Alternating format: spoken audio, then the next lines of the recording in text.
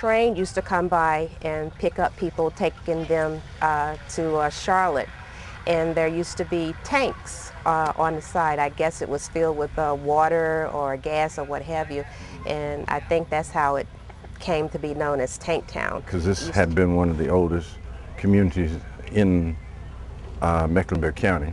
And when I say oldest, it was one of the oldest African American communities in Mecklenburg County, in that it was started right after the Civil War. And by having my mom and my father explaining that to me, I began to really understand that how important it is for us to maintain, not to be exclusive, but to be open, but to at least maintain the sense of community here. My dad, he worked on the railroad. I used to go up there with him, and I go up there and sat on in one of the shanties and stay with him when he flagged down the train. My father's the only black mailman that ever been down here in this area. His name was Charlie McNeil. He carried the mail in the black community down here.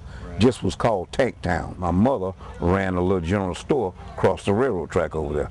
We had a little red store with a pool tables and stuff like that, and they sold sodas, chips, beer, stuff like that, and she would run that during the day. My father worked for the railroad. He did a number of things on the railroad, plus he was also a community activist. The elementary school that I went to, and it was called Crestdale Elementary School. And it was a 4-room school.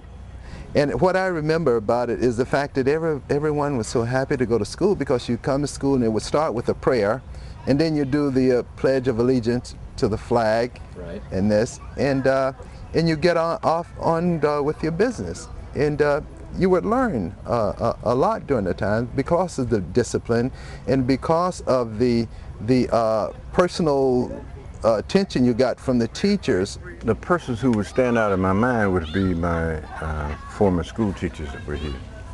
Mrs. Ray being one of my first grade teacher, or second grade teacher, and Mrs. Bishop. And that's sitting right where we are sitting here. This is where our school was. So those are the two people that had some influence and that I remember.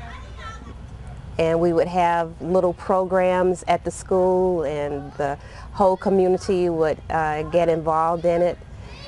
And just a very good experience.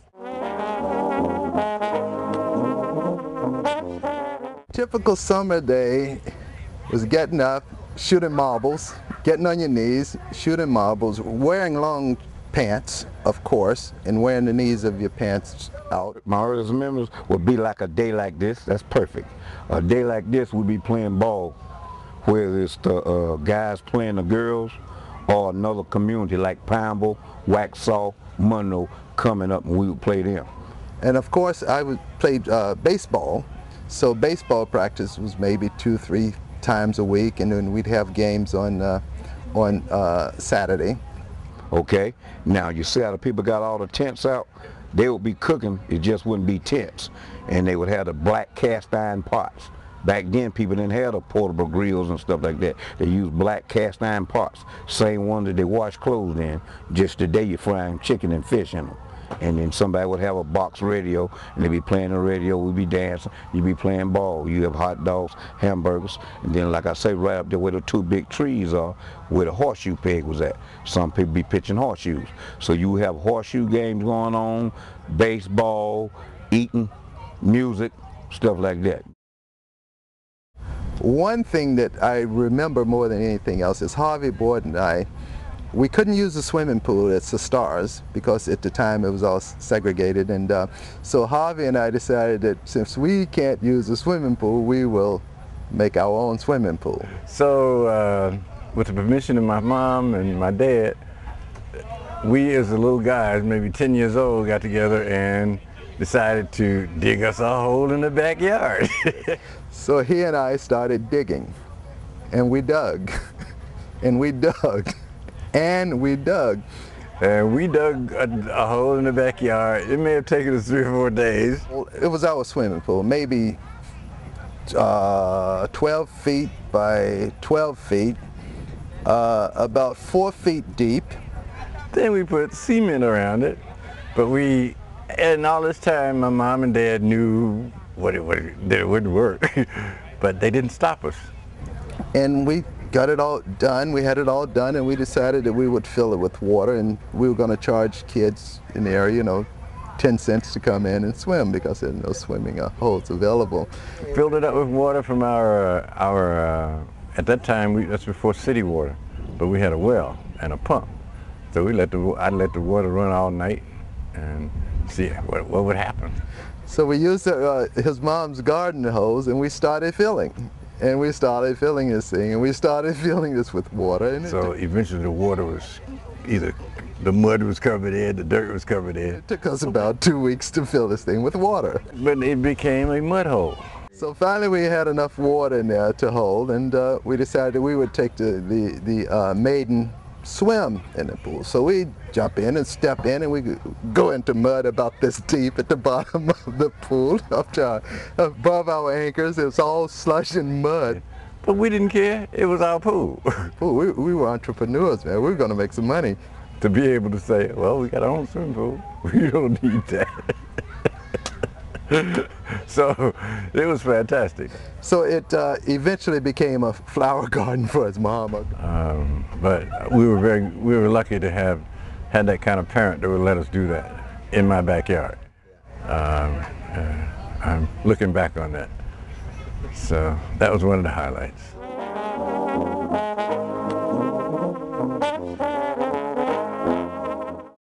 Going back to my father, he used to grow, raise hens and hogs. Well, I left from up here.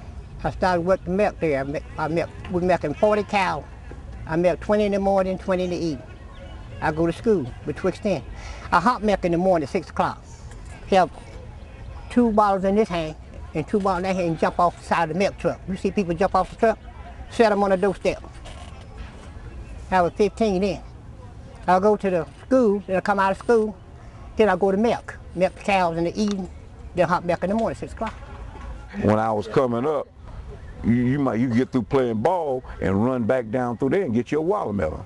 You know what I'm saying? Run in Mr. Gamble's watermelon plant, get your watermelon. So now, if somebody got a garden, it probably ain't no bigger than this tent right here. But when I was coming up, gardens stretched from here to those big trees. Yeah. I ran down a many rows, you know what I'm saying? Yeah. Getting watermelons, corn on the cob, ears of corn. We had a pretty large acreage of land in the back of the house, and he would grow watermelons, corn, just whatever. And then he would share it with the community, and sometimes he would just go into other areas of Charlotte and just sell produce off his truck. Fondest memories was the closeness of the people, just knowing the people and knowing everybody, pretty much. There were no strangers here. Everybody knew me, or we knew each other. Growing up in Crestdale was a wonderful experience. Everyone knew each other, of course, and it was just a very close-knit community. And the word neighbor really meant something back then. And I think that's what I remember most of this community, is the fact that it was close enough, and there were enough people here, elders, to keep us on the straight and narrow. And that's one of the fondest memories, because I played with the guys. We grew up together. And now I see their extended family. I see their children, and I see their grandchildren. I say, wow, that's a Stitt, or that's a Dutz. And they still live here, or somebody lives here. So that's still like a warm feeling. They may not know me as well as I know them, but at least in my back of my head, I'm saying, oh, that's who that is.